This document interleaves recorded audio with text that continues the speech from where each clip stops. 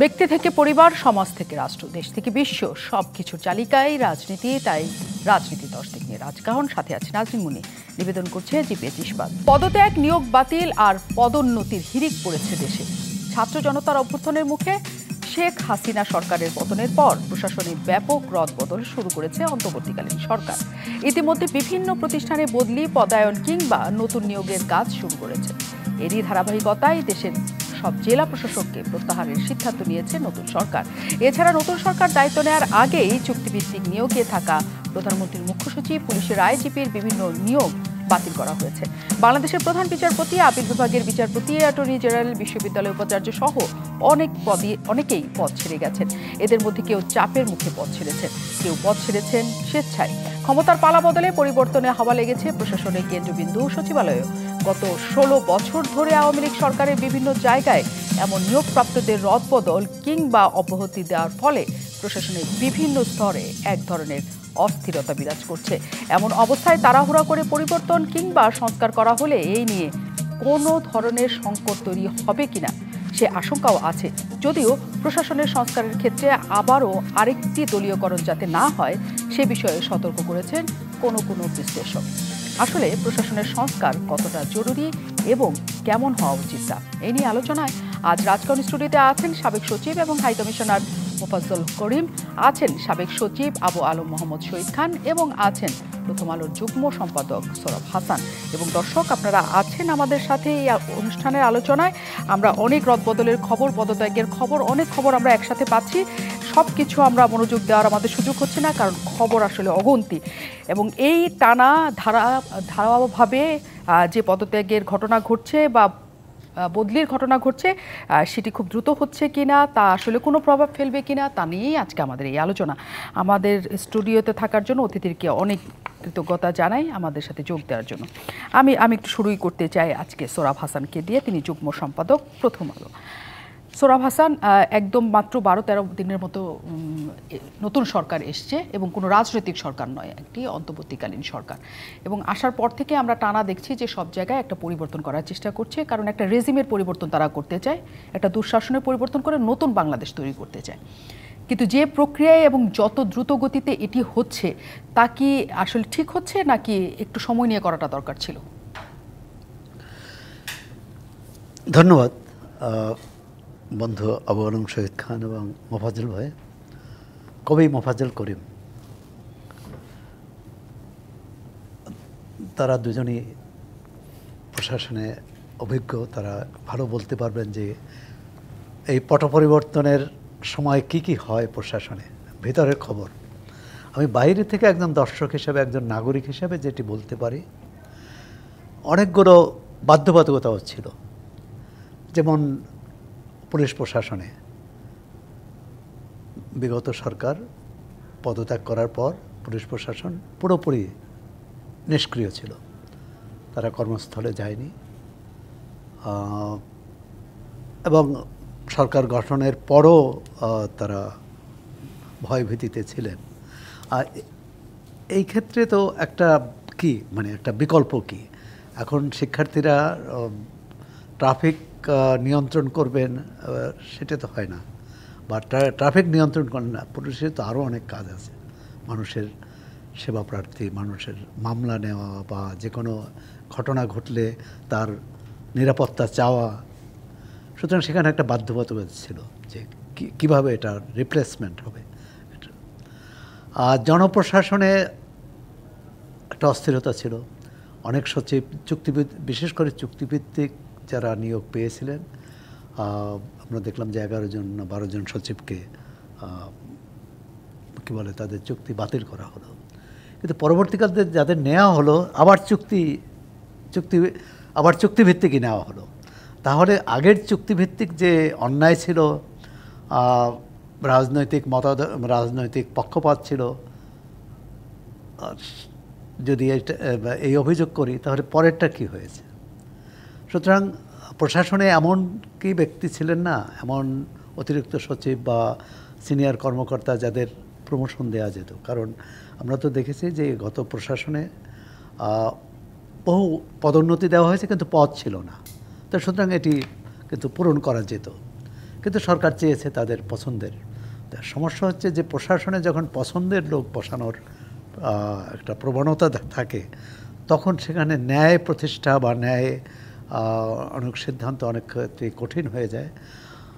তবে এই মুহূর্তে প্রশাসনের যে অস্থিরতা, মাঠ পর্যায়ের প্রশাসনে প্রথমত হচ্ছে যে যারা নির্বাচিত প্রতিনিধি ছিলেন তাদেরও অনেকে আত্মগোপনে, ঢাকার 2 সিটি মেয়র সহ। সুতরাং সরকার সিদ্ধান্ত নিয়েছে পুরো স্থানীয় সরকার নির্বাচিত প্রতিষ্ঠানই বাতিল। এখন কারা করবেন, দায়িত্ব পালন করবেন? আমলারা, মানে কোথাও ডিসি, কোথাও ইউএনও ইত্যাদি ইত্যাদি। এখন সেখানে কিভাবে মানে যে অনিয়মগুলো ছিল, যে পক্ষপাত ছিল, সেটি এই মানে প্রশাসন দিয়ে হবে কি না। সরকারের যারা আন্দোলন করেছেন বা যারা এখন ক্ষমতায় আছেন তারা তো বলেন যে বিগত সরকারের সব কিছুই দলীয়করণ হয়েছিল, এবং প্রধান উপদেষ্টা নিজে বলেছেন যে প্রতিষ্ঠানগুলো ধ্বংস হয়ে গেছে বা ধ্বংস করেছে। এখন ধ্বংসের মাঝে কিভাবে সৃষ্টির উল্লাস আমরা দেখতে পাবো বা সৃষ্টির যে সুফল পাবো, এটা একটি $1 মিলিয়ন প্রশ্ন। এখন যে কাজটি করা উচিত ধীরস্থিরভাবে, পরিকল্পনা, নীতির ভিত্তিতে। একটি ঘটনা ঘটলো, কেউ চাপ দিল, যেটি শিক্ষা প্রতিষ্ঠান পর্যন্ত, এমনকি বিশ্ববিদ্যালয় পর্যন্ত, যেমন ভিসিকে রাখা যাবে না, ঘেরাও করা হচ্ছে, ভিসি বাদ গেলেন। এবং এখন তো সম্ভবত অর্ধেকের বেশি পাবলিক বিশ্ববিদ্যালয়ে ভিসি শূন্য। এগুলো একটা কমিটির মাধ্যমে হতে পারতো, একটা কমিশনের মাধ্যমে হতে পারতো, বা শিক্ষার জন্য একটি কমিশন, জনপ্রশাসনের জন্য একটি জনপ্রতিনিধির নির্বাচিত প্রতিষ্ঠানের জন্য এরকম। কিন্তু আমরা কোনো কিছু জানি না, এক ধরনের অন্ধকারে আছি যে কিভাবে করা হচ্ছে। আর শুধু দেখলাম যে হ্যাঁ জনপ্রতিনিধিদের বাদ দেওয়া হলো, কিন্তু এটা কিভাবে কোন নীতিমালার ভিত্তিতে এটা হচ্ছে সেটা আমাদের কাছে এখনো পর্যন্ত স্পষ্ট হচ্ছে না। আবু আলম মোহাম্মদ শহীদ খানের কাছে যাই আমরা, সাবেক সচিব। এই পালাবদল আমরা স্বাভাবিক ঘটনা হয়তো এই দেশের জন্য, যে রাজনৈতিক দলগুলি পরিবর্তন হলে সাথে সাথে প্রশাসনেও একটা পরিবর্তন আসে, কিন্তু এরকম ঢালাওভাবে একেবারে এত পরিবর্তনের ঘটনা আপনার নজরে কখনো এসছে কিনা? যে কথাটা আসলো যে সেটা আস্তে ধীরে কারোর অভিযোগের ভিত্তিতে সুনির্দিষ্টভাবে ন্যায়পরায়ণভাবে এই ঘটনা ঘটানো উচিত ছিল, সেটি এখন আমরা একটু অনুপস্থিত দেখছি। আপনার কি মনে হয় যে এটা আসলে কেন হচ্ছে? প্রথমত দেশে তো একটা অস্বাভাবিক পরিস্থিতি হয়েছিল, এবং একটা ছাত্র জনতার গণ অভ্যুত্থানের মধ্য দিয়ে সরকার প্রধান যখন দেশ ছেড়ে চলে গেলেন, তখন একটা সরকার গঠিত হয়েছে, যেটা অন্তর্বর্তীকালীন সরকার। এই সরকারও তো সংবিধানে ছিল না। সুতরাং এই সরকারটা হচ্ছে জনগণের দাবির মুখে, জনগণের অভ্যুত্থানের মুখে তাদের একটা সরকার, এবং এই সরকারের সেই লেজিটিমেসি আছে যে তারা জনগণের সমর্থন পাচ্ছেন। সেই কারণে আমরা যা দেখছি একটা বড় ধরনের রদবদল ঘটতে চলছে, এবং কিছু রদবদল ঘটে সবসময়। এরকম রদবদল আমি দেখি নেই। আমার পাশে যিনি আছেন আমার চেয়ে সিনিয়র, কমপক্ষে আমার 15 বছর আগে চাকরিতে জয়েন করেছিলেন, তো তিনি আরও বলতে পারবেন তার সময় তারা দেখেছেন কিনা। এরকম রদবদল আমরা দেখি নেই। বাট এটা এমন একটা পরিস্থিতি যে এখন রদবদলটা বেশ জরুরি হয়ে পড়েছিল। ধরেন প্রশাসনের নীতি নির্ধারক পর্যায়ে যারা কাজ করছিলেন তাদের বিরুদ্ধে ব্যাপক দলবাজির বা দলীয়করণের অভিযোগ, ব্যাপক নগ্ন দলীয়করণ বলে কেউ কেউ বলে চরম দলীয়করণ। এবং যারা ওই লেভেলে কাজ করেন, আমি নীতি নির্ধারক লেভেলে বলছি, এখানে আপনি 14 লক্ষ গণকর্মচারীকে তো আপনি সবাই দলীয়করণ, সবাই দলবাজ এটা তো বলতে পারবেন না। বাট ম্যাটার করে নেতা পর্যায়ে, রাজনৈতিক বিষয়গুলো যেমন নেতৃত্ব পর্যায়ে ম্যাটার করে, দায় তাদের কিনতে হয়। এই পর্যায়ে আমি নীতি নির্ধারকদের কথা বলতে পারি, তাদের অনেকেই চরম দলবাজ হয়ে গেছিলেন এবং নগ্নভাবে দলবাজি করতেন। কোনো সময় তাদের আচার আচরণ রাজনৈতিক নেতা কর্মীর মতো আচার আচরণ, বক্তৃতা, বিবৃতি, আপনার বডি ল্যাঙ্গুয়েজ সকলের, সেটা বিচার বিভাগে হয়েছে, পুলিশে হয়েছে, আমাদের প্রশাসনে হয়েছে। সুতরাং একটা সরকারে এত বড় গণ অভ্যুত্থানের মধ্য দিয়ে যখন পরিবর্তিত হয়, তখন এটা প্রত্যাশিত যে এই লেভেলে পরিবর্তনটা হবে। সেই পরিবর্তনটা কিভাবে হবে সেটা একটা বড় প্রশ্ন, এবং এখানে সোজা উত্তর, এটা বড় প্রশ্ন কিন্তু উত্তরটা খুবই সহজ। সেই পরিবর্তনও হবে আমরা দেশের সংবিধান, আইন কানুন, বিধিবিধান মেনে সব কিছু করবো। তো ধরেন আমি পরিবর্তন করতে চাই, তো আমি কাউকে 25 বছর মেয়াদে বের করে দেবো চাকরি থেকে, এইটা করাও উচিত হয়নি বা যৌক্তিক না। কেননা আমরা সবসময় বলেছি যে এই আইনটা, স্যার আরও বলবেন হয়তো, এই আইনটাই হলো একটা কালো আইন। কারণ আপনি আপনার ইচ্ছা খুশি মতো যাকে তাকে যখন তখন বিদায় করে দিতে পারেন। তো এই যে কালো আইন ছিল, আমরা তো এখন এই যে পরিবর্তনগুলো এসেছে তার পিছনে প্রধান কারণ যে গণতন্ত্র ছিল না, প্রধান কারণ আইনের শাসন ছিল না, প্রধান কারণ সুশাসন ছিল না, আইনের প্রয়োগ সবার জন্য সমান ছিল না। তাহলে আমাদের আইনের প্রয়োগটা সবার জন্য সমান করতে হবে এবং সুশাসন করতে হবে। তো সেই ক্ষেত্রে আপনি এদেরকে অব্যাহতি না দিয়ে আপনি নিউট্রাল করেন, এদেরকে যাদের যাদের নামে অভিযোগ আছে অভিযোগের ভিত্তিতে তদন্ত শুরু করেন এবং এদেরকে নিউট্রাল করেন।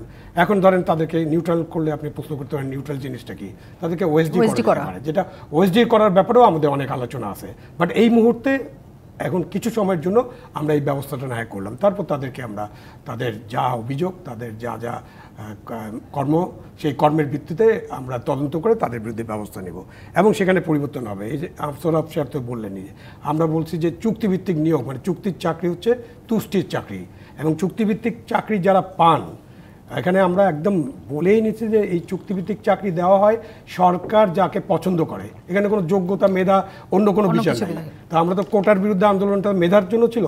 সো চুক্তিভিত্তিক চাকরির যে 10% কোটা আছে এই যে রাষ্ট্রপতির কাছে, এটা তো বাতিল করে দেওয়া উচিত, সঙ্গে সঙ্গে সেদিন বাতিল করা উচিত ছিল, এবং সকল চুক্তিভিত্তিক চাকরি বাতিল করে দেওয়া উচিত। কেননা যে সরকার তাদের নিয়োজিত করেছে সেই সরকারের হয়ে তারা কাজ করবেন এবং সরকারের মানে বাইরে সরকার কিছু বললে আইন কানুন না মেনেই তারা একটা কাজটা করবেন। তো এই যে কিছু পরিবর্তন দরকার ছিল, কিন্তু আপনি চাপ প্রয়োগ করবেন, আপনি মিছিল করবেন, আপনি কলেজে ঢুকবেন, একদল ছাত্র ঢুকে প্রিন্সিপালকে বলেন আপনি চলে যান, এইটা কোনো নিয়ম না। সুতরাং নিয়মের মধ্যে থাকতে হবে, আইনের মধ্যে থাকতে হবে, বিধিবিধান অনুসরণ করে সব কাজটা করতে হবে। আর এটা লাস্ট কথা বলি যে এটা কিন্তু সংস্কার না, এটা জাস্ট অদল বদল। আমরা সেটাই সংস্কার এবং অদল বদলের কথাই আমরা জানতে চাইছিলাম। মোফাজ্জল করিম আমাদের সাথে আছেন, সাবেক সচিব এবং হাই কমিশনার। অনেক ধন্যবাদ মোফাজ্জল করিম, আপনি আমাদের সাথে আছেন। যে কথাটা দিয়ে আবু আলম শহীদ খান শেষ করলেন সেখান থেকেই শুরু করি, যে সংস্কার মানে আমি যা কিছু আমার নিয়ম, দেশটা একটা সঠিক উপায়ে চলবে। আর অদল বদল হচ্ছে আগের দল যা কিছু করেছে তা আমি বাদ দিয়ে আমি আমার নিজের দলের মধ্যে সব কিছু নিলাম। এর মধ্যে সৌরভ হাসান বলেছেন যে চুক্তিভিত্তিক নিয়োগ বাদ দিয়ে আবার নিজের পছন্দেরই চুক্তিভিত্তিক নিয়েছি, যা না করে আমরা এই মেধার ভিত্তিতে আগে যারা ছিল তা করতে পারতাম। তার মানে এখানে একটা আবার নিয়ম মানা না মানার একটা সংস্কৃতির জায়গা আপনি দেখছেন কিনা, এবং এটাতে আবারও একটু অদল বদল হচ্ছে নাকি আসলে আপনি একটা সংস্কার দেখতে পাচ্ছেন? ধন্যবাদ আপনাকে। সংস্কার প্রক্রিয়া কিন্তু এখনো শুরু হয় নাই। এখন যেটা হচ্ছে এটা মানে অবিলম্বে কিছু করতে হবে, করে দেখাতে হবে যে আমরা এটাকে হাত দিয়েছি, ভালো কথা। এবং এই যে কিছু কিছু অদল বদল করা হচ্ছে, হয়তো ওএসডি ইত্যাদি করা হবে, বাড়ি পাঠিয়ে দেওয়া কিছু, এগুলো করার একটু দরকার আছে। এই জন্যে যারা এটা ওই কোটার দাবিতে যারা শুরু করেছিল আন্দোলন, তাদের যে অন্তর্নিহিত যে দর্শনটা, ফিলসফিটা, এটা কিন্তু কারেক্ট ছিল, এটা এখনও কারেক্ট। কি যা হবে মেধার ভিত্তিতে হবে, তা না হলে পরেই মেধাবিহীন হয়ে পড়বে এক কথা প্রশাসন। আর দ্বিতীয়ত হচ্ছে গিয়ে একটা ওই যাকে খুশি তাকে সাহায্য করলাম, যাকে খুশি তাকে এই সমস্ত চলবে, যেটা খুবই খারাপ ছিল। অতএব কোটা আন্দোলনের যারা ছিল সেই সমস্ত তরুণদের সঙ্গে আমি সম্পূর্ণ ঐকমত্য তখনই প্রকাশ করেছিলাম। আমি দু একটা টক শোতেও বলেছি যে এটা তো দরকার, মেধার প্রতিষ্ঠা করা দরকার। আগে মেধা, কেমন merit first, than any other consideration. সেই কারণে তো এই আন্দোলন এবং সবাই একত্র হয়েছে সেটা। হ্যাঁ, তো এখন যেটা বর্তমান সরকার, অন্তর্বর্তীকালীন সরকার, ইন্টারিম গভর্নমেন্ট, তাদের কাজ হচ্ছে যে ভবিষ্যতে, অদূর শব্দটা লাগিয়ে দিতে চাই, কারণ ভবিষ্যৎ বললে পরে সেটা ব্যাপক একটা বিস্তৃতি বোঝায়। তো অদূর ভবিষ্যতে যারা ক্ষমতা গ্রহণ করবে তারা নিয়ম মাফিক প্রচলিত আইন কানুন মেনেই তাদেরকে দায়িত্ব দেওয়া হবে, অর্থাৎ সংবিধানে যা আছে বা অন্যান্য আইন কানুন যা আছে সেরকমভাবে। তো এরা এসে যাতে করে একেবারে ইয়েতে এসে আবার বাতিল সব করে দিতে পারে, হ্যাঁ, যাতে ক্ষমতায় এসে নির্বাচিত হয়ে আসলো ঠিকই, কিন্তু এসে দেখলো যে আরে সে তো প্রশাসন তো এখনও সেই উল্টাপাল্টা রয়ে গেছে। সেই জন্যে জরুরি ভিত্তিতে বর্তমান ইন্টারিম গভর্নমেন্ট, অন্তর্বর্তীকালীন সরকার যে হাত দিয়েছেন এটা ঠিকই আছে, ঠিকই আছে। এখন প্রথমে যেটা দেখা দরকার সেটা হচ্ছে যে এই পুরা প্রশাসনটাকে নষ্ট করে ফেলে দেওয়া হয়েছিল, এটার মধ্যে কোনো দ্বিমত নাই। কারণ ধরুন আমি সেই 60-এর দশক থেকে প্রথম বিশ্ববিদ্যালয় থেকে বের হয়ে প্রথম চাকরিতে ঢুকি 1962 সালে। তখন অবশ্য ইয়েতে না, প্রশাসনে নয়, কলেজের মাস্টারি, সরকারি কলেজের মাস্টারি। আচ্ছা, বেশ ভালো কথা। তারপর কি, তারপরে আসলাম সিভিল সার্ভিস তৎকালীন। তো এই দীর্ঘ সময় ধরুন সিভিল সার্ভিসের 66 সালে ঢুকেছি, সেই থেকে শুরু করে অদ্যাবধি কোনোদিন এরকম বিশৃঙ্খলা এবং এরকম আইন কানুনের প্রতি অবজ্ঞা, মানে একটা কী যে চলছিল এটা আমি কোনোদিন দেখি নাই। তবে এটাও ঠিক, এটা হঠাৎ করে যে হয়েছে তা না। এটা কবে থেকে হয়েছে তাহলে?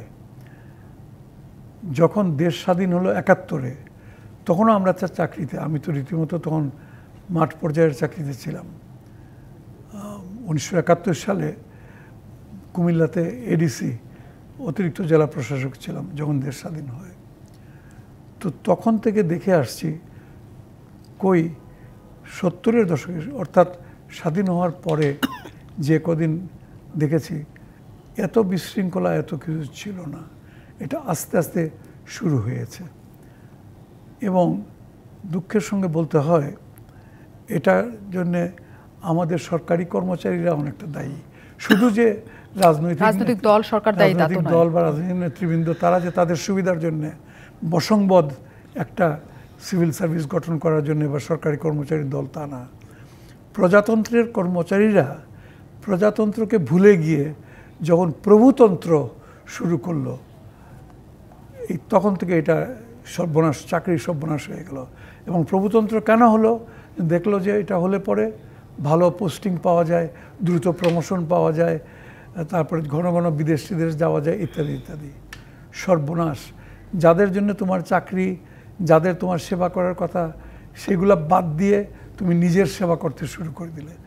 আর সবচেয়ে মারাত্মক যেটা হলো আর কি, আমার চাকরি জীবনের অভিজ্ঞতা থেকে বলতেছি, যে তুমি একজন প্রজাতন্ত্রের কর্মচারী হয়ে বা জনগণের সেবক হয়ে তুমি হাত মিলালে কিসের জন্যে? তুমি হাত মিলালে রাজনীতিবিদদের সঙ্গে, হাত মিলালে তাদের হুকুম টুকুম মেনে কাজকর্ম চালাতে লাগলে, তাতে দেশের আইন কানুন, সংবিধান ইত্যাদি লঙ্ঘিত হতে থাকলো প্রতি পদে পদে। আর প্রশাসন তখন থেকেই নষ্ট হতে শুরু। এবং কিন্তু যে পরিস্থিতিতে আসলে শেষ পর্যন্ত আমরা দেখেছিলাম, বলা হতো রাজনৈতিক দল নয়, আসলে প্রশাসনই দেশ চালাচ্ছে। এবং অনেক রাজনৈতিক নেতাকে আমরা এই অভিযোগের জায়গাতে একসাথে দেখেছি, টানা যে আমরা চালাই না, তারা চালায়। এবং যে পরিস্থিতি এখন তৈরি হয়েছে যে সকল জায়গায় কিন্তু আবার নতুন করে প্রশাসক রূপে মানে আমাদেরই বসানো হচ্ছে, যারা আছেন তাদেরকেই বসানো হচ্ছে। এটি আসলে কেমন পরিবর্তন হবে সেটা আপনাদের কাছে জানতে চাই। একই সাথে সোহরাব হাসানও এক কথা বলছিলেন যে সব কিছুতে চাপে ফেলে যে আদায় করা, সেই সংস্কৃতি চললে আসলে দেশটা কোন দিকে যাবে। আমরা বিরতির পর ফিরবো তার উত্তর নিতে। আমন্ত্রণ আরও একবার জিপিএচ ইস্পাত নিবেদিত রাজকাহনে। আমরা আজকে আলোচনা করছি পদোন্নতি আর রদবদলে প্রশাসনের সংস্কার কিনা, সেই প্রশ্নকে সামনে রেখে। এবং এই আলোচনাতে এসছে যে আসলে নানাবিধ চাপেও অনেক কিছু তৈরি করা হচ্ছে। যেমন আজই এইচএসসি পরীক্ষার শিক্ষার্থীরা তারা চাপ প্রয়োগ করেছেন যে তারা পরীক্ষা দিতে চান না এবং তাদের দাবি মেনে নেওয়া হয়েছে। পরবর্তী পরীক্ষাগুলি হবে না, মানে যেগুলি অবশিষ্ট পরীক্ষা ছিল। সোহরাব হাসানের কাছে যেতে চাই এই প্রসঙ্গটা নিয়েই, যে অদল বদল হবে, সমস্ত কিছুই মানা হবে, কিন্তু যা কিছু হচ্ছে তা আসলে সাময়িক কিনা, নাকি আসলে কি ঘটছে সবাই একটু সেই প্রশ্নই মাথায়। না, কোনোভাবেই তো এটা স্বাভাবিক না। এইচএসসি পরীক্ষা চলাকালে ছাত্র জনতার আন্দোলন হলো, আন্দোলনে বিজয়ী হলো এবং বিজয়ের পর তো যারা এই আন্দোলনের নেতৃত্ব দিয়েছেন তারা তো বলেননি যে এসএসসি পরীক্ষা হবে না। আর না হওয়ার তো যুক্তি থাকতে পারে না। পরীক্ষা অর্ধেক হয়েছে, অনেকগুলো গুরুত্বপূর্ণ বিষয় হয়নি এখন, এবং যেগুলো হয়েছে আমরা তো আবার সেই 72-এ ফিরে যেতে পারি না, অটো পাস। এমনকি করোনার সময় পরীক্ষা হয়নি, পরবর্তীকালে খুবই সংক্ষিপ্ত সিলেবাসে পরীক্ষা হলো।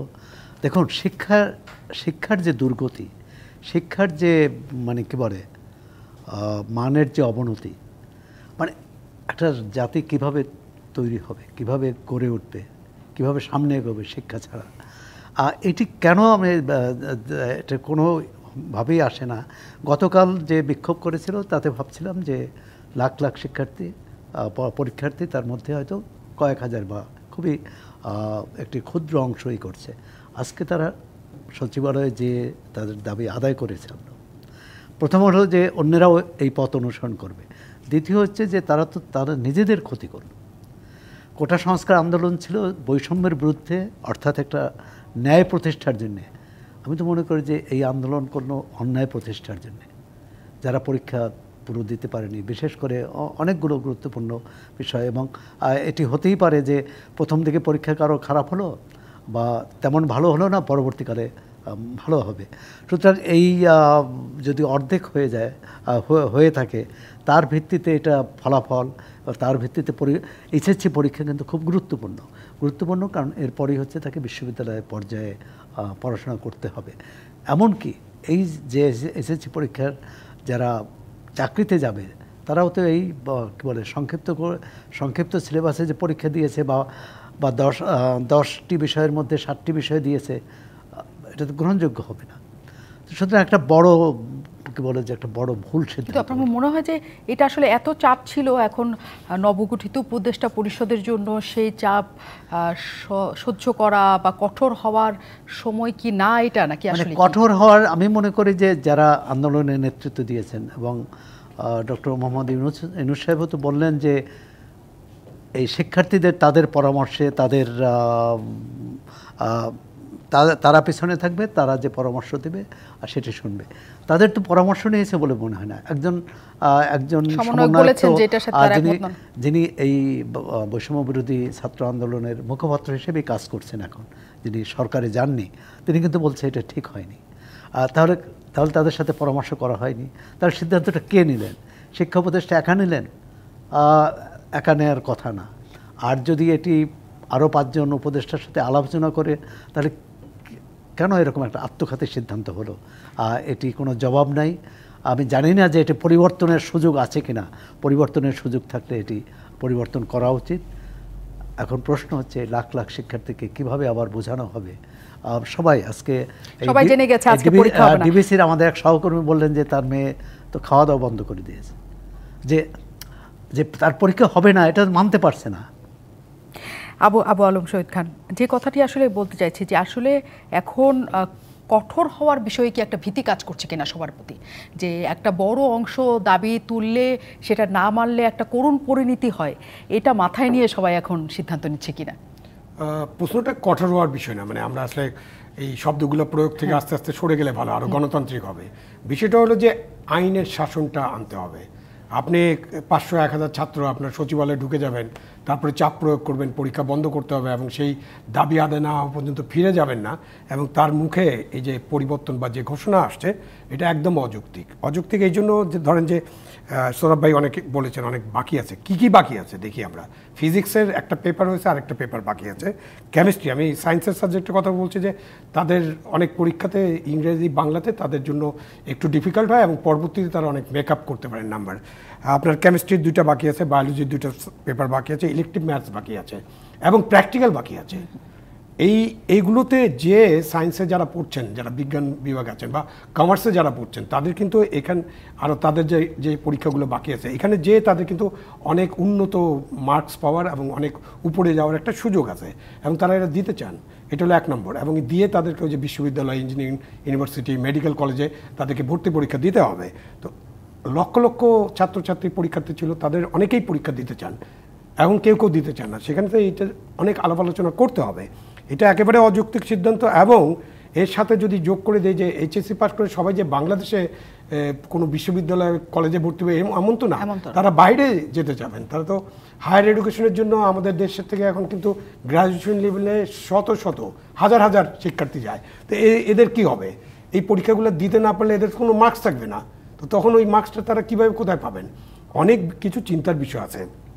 তাদের প্রথম দাবি ছিল যে তাদের কিছু সংখ্যক ছাত্র আহত হয়েছেন, তাহলে তাদের তালিকা করা যেত, তাদেরকে পরবর্তী সময় একটা পরীক্ষা নেওয়া যেত, বা তাদের জন্য আপনি ওই যে ম্যাপিং যেটা বলছেন সেটাও করা যেত যদি তারা চেতেন। সেই আহতের সংখ্যা কত, কিন্তু তারা মানসিকভাবে আসলে বিপর্যস্ত। তারপরে পরীক্ষার পেছানোর ব্যাপার ছিল, পেছিয়ে দেওয়া হলো। তারপর পরীক্ষার মধ্যে গ্যাপ দেওয়া হলো, গ্যাপও দেওয়া হলো। তাদের কিন্তু কয়েকটা দাবি সরকার অলরেডি মেনে নিয়েছিলেন। এখন যেটা করা হলো এটা কোনোভাবেই গ্রহণযোগ্য না, অযৌক্তিক, এবং এটা ছাত্রছাত্রীদের, অনেক ছাত্রছাত্রীদের যে স্বপ্ন, সেই স্বপ্ন ভেঙে যাওয়ার মতো হবে। সুতরাং এটা বিবেচনা করতে হবে। এটা সৌরভ ভাই বলছে যে এটা বিবেচনা করা সম্ভব কিনা, নো। আমরা কিন্তু 69-এ গণ অভ্যুত্থান হয়েছে, 70-এ নির্বাচন হয়েছে, মার্চ মাসে আইয়ুব শাহীর পতন হয়েছে, ইয়াহিয়া খানের পতন হয়েছে, তখন তো পরীক্ষা হয়েছে, ভুল করছে পরীক্ষা হয়েছে, তাই না? তো আপনি এই অবস্থায় যদি পরীক্ষা হয়ে থাকে তাহলে এখন পরীক্ষা না হওয়ার কোনো পরিস্থিতি নেই। সুতরাং সরকারকে এই যে আপনি এখন কি হয়েছে স্যার যেটা বললেন, প্রজাতন্ত্র থেকে প্রভুতন্ত্র হয়ে গেছিল স্যার। এখন তো প্রভুতন্ত্র থেকে দেখছি ভয়তন্ত্র, মানে ওটার আরেকটা ডাইমেনশন ছিল। ভয়ে কেউ কোনো কথা বলতো না, ভয় ভেঙে গেছে, জয় হয়েছে। এখন ভয় ভেঙে যাওয়ার পর এখন চাপতন্ত্র স্থির হয়েছে যে আমরা যেখানে পারছি চাপ দিব। চিফ প্রধান উপদেষ্টার বাসা ঘেরাও করে রেখেছিলেন কালকে গ্রাম পুলিশের লোকেরা। ঠিক আছে, গ্রাম পুলিশের অনেক দুঃখ বেদনা আছে, অনেকের অনেক দুঃখ বেদনা আছে, অনেক দুঃখ বেদনা, তারা বঞ্চিত হয়েছে, অনেক কিছু থাকতে পারে অনেকের। এই যে আউটসোর্সিং তারা বলতেছেন এখন তাদেরকে রেভিনিউ বাজেটে নিতে হবে, অনেকের অনেক দুঃখ বেদনা থাকতে পারে, তো আপনাদের অনেক দাবি দাওয়াও থাকতে পারে।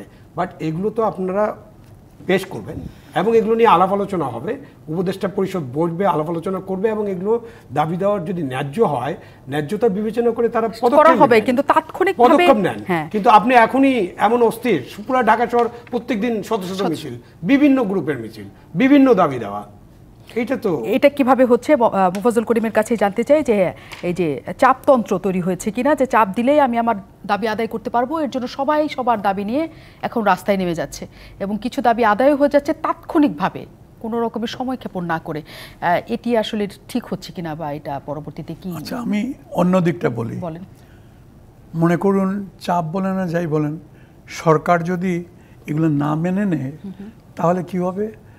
যেহেতু অতি নিকটে, অর্থাৎ 2 সপ্তাহ বোধহয় আগে যেহেতু আন্দোলন করে এবং মাঠ গরম করে তারপরে ওই আগের সরকারকে, আওয়ামী সরকারকে তাড়ানো গেছে, আবার না ওইদিকে চলে যায়। এই জন্য সরকারকে সরকারকে এখন খুব মানে ধীরে সুস্থে বুদ্ধিমত্তার সঙ্গে এই পরিস্থিতি মোকাবেলা করতে হচ্ছে।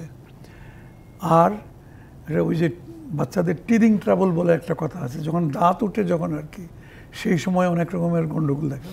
তো এখন আমাদের সরকারের এই বর্তমান অন্তরীণ সরকারের টিদিং ট্রাবল চলছে, এখন তাকে একটু সাবধানে তাকে খেতে হবে। টিদিং ট্রাবলের সময় বাচ্চাকে সব কিছু খাওয়ানো যায় না, ডাক্তার যা যা বলবে তাই খাওয়াতে হবে। আর এখন যদি কোনো রকমের কোনো ক্লাসের মধ্যে সরকার চলে যায় কোনো গোষ্ঠীর সঙ্গে, সেটা ছাত্রই হোক, জনতাই হোক, শ্রমিক হোক, বা ওই যে গ্রাম পুলিশ হোক, যাই হোক, যদি একটা মুখোমুখি সাংঘর্ষিক পরিস্থিতির সৃষ্টি হয় তাহলে কিন্তু সরকারের জন্য বিপদ আছে। এই জন্যে সরকার এই কৌশলটা আমি মনে করি অবলম্বন করতেছে। সব চাপে কি সবকিছু দাবি মেনে নেওয়া সম্ভব এখন, এবং নাকি সেটা উচিত হবে? না, হবে না, যতটুকু পারা যায়। অর্থাৎ কোনো ধরনের বিশৃঙ্খলা, আপাত দৃষ্টিতে কোনো ধরনের বিশৃঙ্খলা বা কোনো রকমের সংঘর্ষ যাতে না হয় সেই দিকে সরকার খুব সজাগ। সরকার ভাবছেন যে আচ্ছা এই টিদিং পিরিয়ডটা চলে যাক, দাঁতুটার সময়টা চলে যাক, তারপরে আমি আমার বাচ্চাকে যা খাওয়াবো। এটা এক ধরনের কৌশল, কারণ তা না হলে পরে এখন সরকারকে জনসমর্থন যেটা সাংঘাতিকভাবে মানে দারুণ রকমভাবে পেয়েছেন, এরকম জনসমর্থন তো কোনো সরকারই সাধারণত পায় না, এমনকি গণতান্ত্রিকভাবে নির্বাচিত সরকারও পায় না। এই সরকারের সৌভাগ্য যে ছেলেরা, শিক্ষার্থীরা এবং শিক্ষার্থীদের ডাকে আহ্বানে সমস্ত দেশবাসী সম্মিলিতভাবে এসে এদেরকে বর্তমান অন্তর্বর্তীকালীন সরকারকে স্বাগত জানিয়েছে।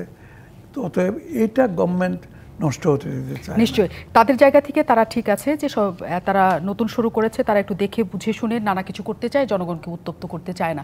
কিন্তু এখন জনগণের মধ্যে যে প্রশ্ন আসলে সকল দিক থেকে চাপ, তারা মনে করছে একটা সরকার বসেছে, আবার ছাত্ররা আছে, আবার নানা দাবি নিয়ে রাস্তায় মানুষজন আছে, আবার রাজনৈতিক দলগুলো আছে, মানে এই যে বহুবিধ চাপ, এই বহুবিধ চাপে আসলে কোন দিকে কে যাবে এটা নতুন সংকট তৈরি করছে নাকি? আমি নিতে আসবো আপনার কাছ থেকে, আমি বিরতির পরে উত্তর নিতে আসবো। অনেক ধন্যবাদ দর্শক, শেষ মুহূর্ত পর্যন্ত আমাদের সাথে থাকার জন্য। আমাদের সাথে সোহরাব হাসান আছেন। আমি একটু আপনার কাছে এই প্রশ্নটা করতে চাই যে ধরনের চাপ আসলে তৈরি হচ্ছে সরকারের উপরে নানা দিক থেকে, এবং শিক্ষার্থীরা আজকে স্পষ্ট বলেছে যে তারা সরকারকে চাপে রাখতে চায় নানা বিষয় নিয়ে। এখন এই ধরনের চাপ এই সরকারকে আসলে স্বাধীনভাবে কাজ করার ক্ষেত্রে একটা প্রতিবন্ধকতা তৈরি করবে কিনা? ধন্যবাদ। সরকার ভিত্তিতে এক ধরনের টানাপোড়েন, অস্থিরতা, অনিশ্চয়তা মানে সময়ের অনিশ্চয়তা না, বা তাদের ক্ষমতায় থাকার অনিশ্চয়তা না, কি করবে এই বিষয়গুলো স্পষ্ট না। আবার শহীদ খান যেমন বললেন যে যদি প্রধান উপদেষ্টা জাতির উদ্দেশ্যে একটা রূপরেখা দিতেন যে আমরা এটা করতে চাই এই সময়সীমা, তাহলে মানুষ কিন্তু এক ধরনের আশ্বস্ত হতেন। আরেকটি হচ্ছে যে অন্তর্বর্তী সরকারের একটি কাঠামো আছে, আবার শিক্ষার্থীদের তাদেরও একটি কি বলে অবস্থান আছে যে তারা এই সরকারকে পরিচালনা না করলেও তারা এই সরকারের সঙ্গে আছে। আর এটি একটি আরও কেউ আছে কিনা সেটাও আমরা জানি না, কারণ আমরা তো দেখি যে কোনো সংকট দেখা দিলে নিরাপত্তা সংক্রান্ত বা অন্য কিছু সশস্ত্র বাহিনীর সেখানে হস্তক্ষেপ করে। সুতরাং এই সরকারটা কার? জনগণের সরকার, সবাই অবশ্য দাবি করে, নির্বাচিত অনির্বাচিত সবাই। আর প্রথম প্রশ্ন হচ্ছে রাজনীতিকরা বারবার ব্যর্থ হন কেন?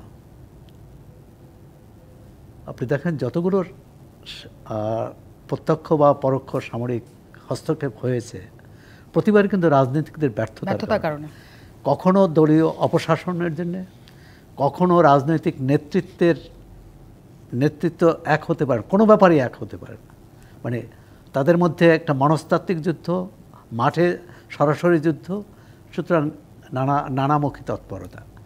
কারণ না হলে একটা কোটা সংস্কার, একটা বৈষম্যের বিরুদ্ধে তারা এই করেছে, এবং যে অধিকার তাদের পাওনা ছিল, পেয়েছিল, সেই অধিকার ফিরিয়ে দেওয়া, এটা তো সমস্যা। কিন্তু যে বিষয়টা আপনি বলছেন এখন সমাধানটা কি, আমি মফিজুল করিম ভাইয়ের সাথে এই ব্যাপারে একমত যে ধীরস্থির আগাতে হবে, চিন্তাভাবনা করতে হবে। কিন্তু আরও একটি যে অপূর্ণতা দেখি, এই সরকার প্রথম 2-3 দিন আলোচনা করলেন, তা কি বিষয়, মানে কয়েকটি বিষয়ে সরকার কি করবে, কিন্তু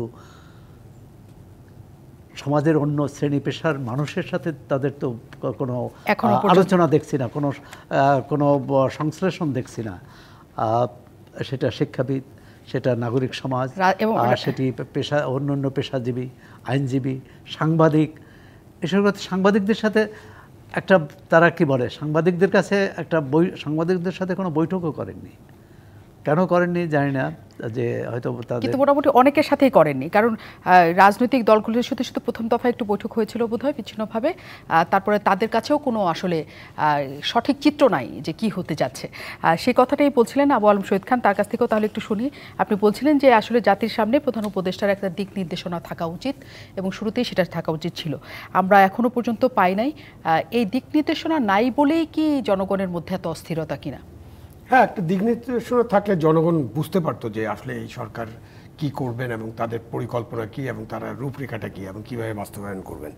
দেখেন, যে ছাত্র জনতার এই বিজয়কে পাহারা দিতে হবে এ ব্যাপারে কিন্তু কোনো সন্দেহ নেই, কারণ তারা তো কোনো বড় রাজনৈতিক দল না, সুতরাং তাদেরকে এই পাহারাটা দিতে হবে এবং তারা পাহারা দেবেন বা ওয়াচডগের ভূমিকা থাকবেন, সেটা আমরা সবাই মনে করি যে তাদের থাকতে হবে। এখন এই সরকার এখন কি করতে হবে? আইন শৃঙ্খলা পরিস্থিতির যে চরম অবনতি হয়েছিল সেখান থেকে অনেক উন্নতি হয়েছে, বা এটাকে একটা একেবারে সোজা জায়গায় আনতে হবে যাতে আইন শৃঙ্খলা পরিস্থিতিটা কন্ট্রোলে থাকে, নিয়ন্ত্রণে থাকে। আপনার যে মুদ্রাস্ফীতি হয়েছে এই নিয়ে ওনারা নিশ্চয়ই কাজ করতেছেন, যে মূল্যস্ফীতি হয়েছে এবং যে দ্রব্যমূল্য বেড়েছে, সাধারণ মানুষের যে খেটে খাওয়া মানুষের যে সমস্ত অভাব অভিযোগ, ওই ব্যাপারে তারা অর্থনৈতিক ব্যবস্থাগুলো গ্রহণ করবেন, বৈষম্য দূরীকরণ করবেন। তৃতীয় যেটা কাজ হচ্ছে যে সংস্কারগুলো করবেন। একটু আগেই আমরা আলোচনা করছিলাম যে অনেক রদবদল হচ্ছে, এই যে আজকে 25 জন ডিসিও বদলে ফেলা হয়েছে, এটা চলতে থাকবে, এটাতে কোনো অসুবিধা নেই। বাট সংস্কারটা খুব জরুরি। এটা কিন্তু আগেও তত্ত্বাবধায়ক সরকার যখন আসতেন তখন এটা করতেন, কিন্তু আমরা তো এইসব দেখে গত 34 বছর, এই 33 বছর কেউ কথা রাখেনি, গত 34 বছর ধরে আমরা রাজনৈতিক দলগুলোর শাসন দেখেছি এবং আমরা সবাই জানি যে তারা কেমন শাসন করেছেন এবং কি হয়েছে। এইখানে সংস্কার করতে হলে এটার একটা সংস্কারের রূপরেখা লাগবে। আপনি বিচার বিভাগে সংস্কার করেন, আপনি প্রশাসন করেন, পুলিশ বিভাগে সংস্কার নিশ্চয়ই সেটা কিসের ভিত্তিতে করা হচ্ছে সেটা অবশ্যই স্পষ্ট একটা লাগবে, নির্দেশনা লাগবে। মুফাজ্জল করিম, কোনো পরামর্শের জায়গা বা কোনো আপনার আছে কিনা এই বিষয়ে? সরকার তো বলেছে যে আমরা সংস্কার করে একটা জায়গায় আসবো, একটা সমতলে আসব। এরকম যে একটা জবুতবু অবস্থা যেটাতে আমরা পেলাম আগের সরকার, যেখানে কোনো আইন নেই, কানুন নেই, ইত্যাদি নেই, সব একজনের হুকুমে চলছে, এটা থেকে বের হয়ে এসে একটা নতুন সিস্টেম করব। এটাতে তো সরকারকে অবশ্যই আমরা সময় দিতে হবে।